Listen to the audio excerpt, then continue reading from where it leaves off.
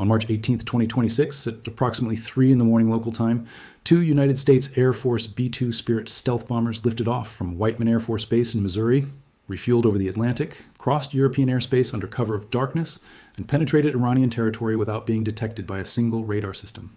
6 hours later, those aircraft delivered precision-guided munitions on 3 underground nuclear facilities near Tehran that Iran had spent 2 decades building and billions of dollars protecting. The strikes were so precise and so devastating that satellite imagery captured within hours showed complete structural collapse at all 3 sites, including the Parchin military complex where Iran conducted weapons-grade uranium enrichment, the Fordow facility buried beneath a mountain, and a previously undisclosed research installation that Western intelligence agencies had been tracking for years but never publicly acknowledged. And the most alarming detail for Tehran is not just that the facilities were destroyed, it's that their exact locations, their structural vulnerabilities, and the specific entry points used by the munitions were all known with such precision that defense analysts are now asking a question that has enormous implications for Iran's strategic position.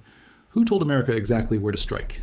Over the next few minutes, I'm going to show you how the B-2 Spirit operates, why this aircraft remains the most feared penetration bomber on Earth despite being designed in the 1980s, what these strikes mean for Iran's nuclear program, and why the exposure of these sites represents a collapse of operational security that Iran may never recover from. Before we continue, thanks a lot for tuning in. Your support is what keeps this show going, and I appreciate you watching. As always, please make sure you're subscribed and like the video so more people get to see this. Now, let's get into it. The B-2 Spirit is not a new aircraft. Its first flight occurred in 1989. It entered operational service in 1997. The United States built exactly 21 of them at a program cost exceeding $2 billion per aircraft, making it the most expensive bomber ever produced. And yet, nearly 4 decades after its initial design, no adversary has developed a reliable method to detect, track, and engage this platform before it completes its mission. The B-2's stealth characteristics are the result of both shaping and materials. The flying wing design eliminates vertical surfaces that create radar reflections. The entire airframe is coated in radar-absorbent materials that convert electromagnetic energy into heat rather than reflecting it back to receivers. The engines are buried deep within the airframe with serpentine intake ducts that prevent radar waves from reaching the compressor blades. Every surface, every panel join, every access door is designed to minimize radar cross-section. The result is an aircraft with a frontal radar signature roughly equivalent to a large bird. Iranian air defense networks, which include Russian-supplied S-300 systems, domestically produced Bavar 373 batteries, and dozens of early warning radars positioned across the country, detected nothing. The bombers entered Iranian airspace from the west, likely transiting through Iraqi airspace, where American forces maintained persistent intelligence and surveillance coverage. They flew at altitudes above 40,000 feet, well beyond the range of short-range air defense systems, and released their weapons from standoff distances that kept the aircraft outside the engagement envelopes of even the most capable Iranian surface-to-air missiles. By the time Iranian air defense operators realized something had happened, the bombs were already falling, and the B-2s were already aggressing Iranian airspace. Each bomber carried a mix of GBU-57 massive ordnance penetrators and GBU-31 joint direct attack munitions. The GBU-57, commonly called the MOP, is a 30,000-pound bunker buster designed specifically to destroy deeply buried and hardened targets. It's the largest conventional bomb in the American arsenal, and it was developed with one primary mission in mind: destroying Iranian and North Korean underground nuclear facilities. The weapon uses a hardened steel casing and a delayed fuse that allows it to penetrate dozens of meters of reinforced concrete and soil before detonating. Soleimani was the architect of Iran's regional strategy, the man who built the network of proxy forces extending Iranian influence from the Mediterranean to the Arabian Peninsula.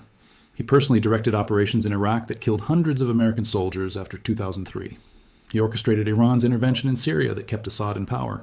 He facilitated weapons transfers to Hezbollah and Houthi forces. The drone strike that killed him was the culmination of years of intelligence work. When his convoy left Baghdad airport that January morning, American operators knew exactly where he was going. 2 Hellfire missiles ended his life instantly, along with Abu Mahdi al-Mohandes, who was traveling with him. Images of the burning wreckage spread globally within hours. Iran declared 3 days of mourning. Millions attended funeral processions. Supreme Leader Khamenei promised severe revenge. That revenge began 5 days later when Iran launched ballistic missiles at Al-Assad Air Base in Iraq, where American troops were stationed. The January 8th strike was the first time since World War II that Iran directly attacked American forces with weapons launched from Iranian territory. More than a dozen missiles hit the base, Troops had advance warning, so casualties were limited to traumatic brain injuries, but the strike demonstrated Iran's willingness to cross a threshold. The restraint that characterized the U.S. response convinced Iranian strategists they had successfully recalibrated the deterrence equation.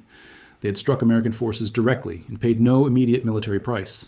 Now, 6 years after Soleimani's death, Iran has named an entire weapons system after him, deployed it in combat, and used it to strike the largest American military installation in the Middle East. The symbolism is deliberate, the timing is calculated, and the message is unmistakable. The technical capabilities deserve serious attention because they represent genuine advancement. Earlier Iranian missiles were notorious for poor accuracy, with circular error, probable measurements often exceeding several hundred meters. The Soleimani system has changed that entirely. Targeting data from Al-Udeid suggests the missiles achieved accuracy within tens of meters of designated aim points. This requires sophisticated guidance systems that correct trajectory throughout flight, and intelligence capabilities that provide exact coordinates within heavily defended complexes. The strike also demonstrated something else concerning.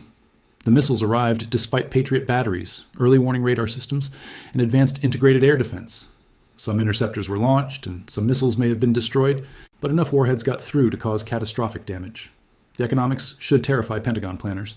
Each Soleimani missile costs Iran $1 to $2 million. Each Patriot interceptor costs $3 to $4 million. Iran can produce missiles faster and cheaper than America can produce interceptors. Every salvo forces the United States to expend millions, while Iran replaces inventory at a fraction of the cost. This is the missile gap nobody talks about. Beyond immediate tactical implications, the strike forces a broader strategic question. What exactly is the American red line? The 2020 al-Assad strike crossed a threshold without triggering military response. Attacks on Saudi oil facilities damaged critical infrastructure without prompting retaliation. Iranian proxies have struck American positions hundreds of times without decisive escalation.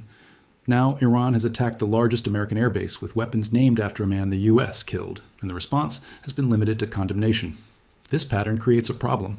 If adversaries believe they can strike American forces without disproportionate retaliation, deterrent value erodes. Every unanswered attack becomes evidence the threshold is higher than assumed. Iran appears to be conducting that test systematically. The diplomatic response has been revealing. Qatar expressed concern about escalation, a shift from previous positions. UAE emphasized neutrality. Saudi Arabia declined to issue any statement, a silence that speaks volumes. These reactions reflect broader recalculation across the Gulf. For decades, these countries relied on American military protection. They hosted bases and aligned policies in exchange for guarantees that American power would deter Iranian aggression. The internal purges and investigations that will follow these strikes may do as much damage to Iran's nuclear program as the bombs themselves. The timing of the strikes is also significant. They occurred less than 3 weeks after the initial exchange between Iran and the United States that killed Supreme Leader Ali Khamenei and triggered the current conflict. That means the operational planning, intelligence collection, and coordination required to execute these strikes was already in place before the war began. The United States was prepared to destroy these facilities and was simply waiting for a strategic opportunity to do so without triggering a broader war that would require sustained military operations inside Iran. The strikes provided that opportunity because they could be justified as part of the ongoing conflict and framed as a response to Iranian aggression, even though the planning preceded the current crisis by months or possibly years. The international reaction has been carefully calibrated. The United States issued a brief statement confirming that strikes were conducted against Iranian military targets, but declined to provide specifics about what was hit or the weapons used. Israel, which has conducted its own strikes against Iranian nuclear facilities in the past and has long advocated for more aggressive action against Iran's nuclear program, praised the operation without officially acknowledging any coordination.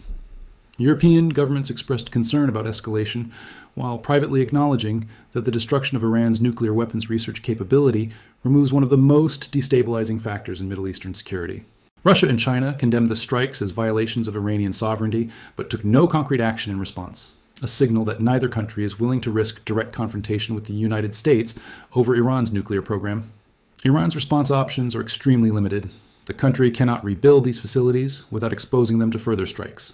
Any attempt to resume nuclear weapons research will be conducted under the assumption that Western intelligence agencies are watching, which fundamentally constrains what can be accomplished.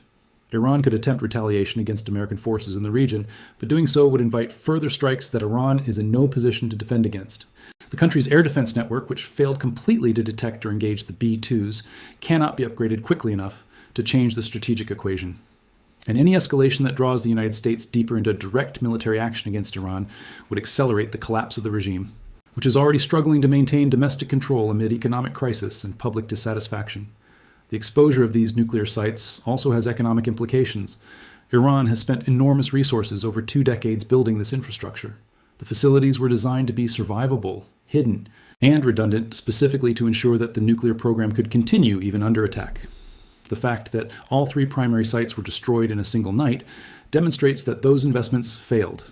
The billions of dollars spent on underground construction, the resources devoted to operational security, the elaborate denial and deception efforts Iran employed to hide these facilities, all of it was rendered useless by intelligence penetration and precision strike capabilities that Iran cannot counter. That reality will force a reassessment of how Iran allocates resources going forward, because continuing to invest in nuclear infrastructure that can be destroyed makes no strategic sense. The B-2 strikes also serve as a demonstration to other adversaries. North Korea, which operates its own network of underground nuclear facilities, is watching this very closely. The message is clear. Depth and hardening provide limited protection against modern penetration munitions delivered by stealth platforms. Any country that believes it can protect critical strategic assets by burying them is now reconsidering that assumption. The strikes were a proof of concept that has strategic deterrence value far beyond Iran. China, which is rapidly expanding its own underground military infrastructure, including facilities designed to protect its nuclear arsenal and command structures, must now factor in the possibility that the United States possesses both the intelligence capability to locate these facilities and the military capability to destroy them. For Iran, the most immediate question is what comes next.